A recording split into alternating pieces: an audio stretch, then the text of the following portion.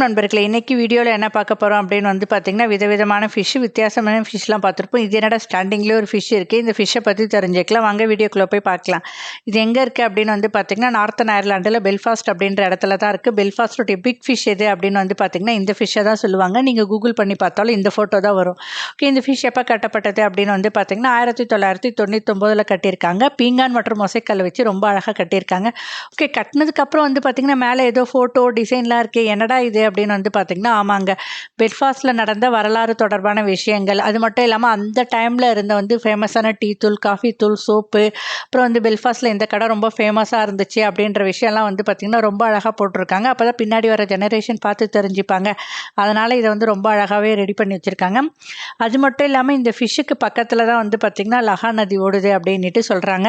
இந்த மாதிரி வீடியோ உங்களுக்கு பிடிச்சிருந்தா மறக்காமல் என் சேனலுக்கு லைக் பண்ணுங்கள், ஷேர் பண்ணுங்கள், முக்கியமாக சப்ஸ்கிரைப் பண்ண மறந்துடாதீங்க. ஓகே, பாய். அடுத்த வீடியோவில் பார்க்கலாம்.